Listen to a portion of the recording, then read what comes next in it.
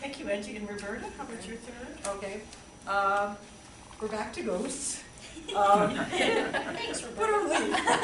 What a relief, isn't it? This is The Anatomy of Ghosts by Andrew Taylor, a British writer who I like very, very much. He was also at Crime Fest, by the way. And we, in fact, not only was he at Crime Fest, but we also got to meet him in the Forest of Dean at an old inn speech house where he talked to us about his works. Wonderful person and a wonderful man.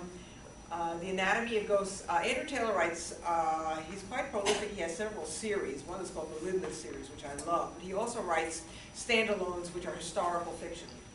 And I've read 3 of them, and I think this, as good as the other 2 were, I think this is the best. The Anatomy of Ghosts takes place in the late 1700s, and it refers, the Anatomy of Ghosts is actually the title of a book that has been written by one John Holdsworth, who himself was a bookseller. And he wrote The Anatomy of Ghosts in order to debunk the idea that there were such things as ghosts. He was just completely against ghost stories and the beliefs that people had in ghosts. And he has a very personal reason for hating ghosts. His young son, he and his wife and young son had lived near the Thames River, and his young son unfortunately had wandered too near the river and drowned. And his wife had been so distraught that she began seeing the ghost of the son and was eventually driven mad herself and died and left John Holdsworth alone and quite embittered. And all of a sudden he receives a summons from a woman who's an aristocrat, Lady Anne Oldershaw. She has a son at Cambridge, and something is going seriously wrong with this son, who has had to be withdrawn from his studies and is under some kind of psychiatric care, or the equivalent of such at the time. And, we're talking about the late 1700s. Communication wasn't that great. She wants to send somebody she thinks has insight and intelligence down there to Cambridge itself and tell her what is going on with her son. So Holdsworth, whose life is kind of fallen apart, needs something like this, really. And he accepts the commission and goes to Cambridge. And so the book mostly takes place in Cambridge, at Cambridge University in the late 1700s. And it paints a fascinating picture of the university, and not a very, one that was very complimentary. I was really surprised by the way in which he depicted undergraduate life. I mean, it was, well, I guess the one word that springs to mind is dissolute. And there was a lot of drinking, and there are many secret societies, one of which he describes in detail in this book, which is absolutely notorious.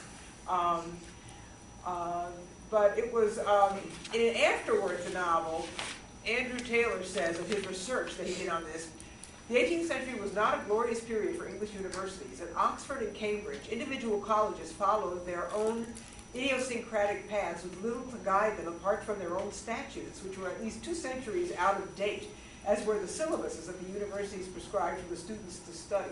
They were studying these, on top of everything else, they were studying these old, obscure classics that really had no relationship. I mean, there was a whole burst of new knowledge and scientific discovery going on, but you would never have known that by what was being taught at the great British universities in the late 1700s.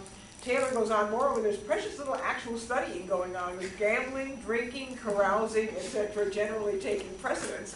So I'm reading this and I'm thinking to myself, the French have a wonderful saying, plus ça change, plus c'est la même chose. The more things change, the more they remain the same.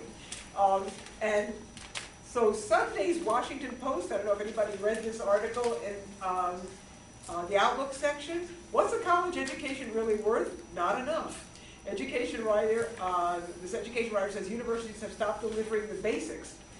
Here was a paragraph that I thought was particularly interesting, and it's especially interesting if you saw the movie The Social Network, which we just watched a short while back.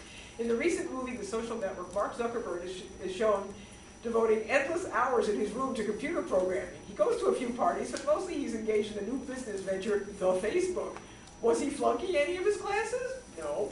Thanks to the wonders of great inflation and the lack of a serious core curriculum, it is possible to get through Harvard and a number of other high-priced universities, acing your computer science classes and devoting very little effort to anything else. Okay, well, this is a 21st century version of exactly what they were talking about in this book, which I thought was actually rather interesting. Anyway, the book itself, he is a wonderful writer, and especially his historical fiction really brings the era very vividly to life. I very highly recommend The Anatomy of Ghosts by Andrew Taylor. And let's award another tote bag with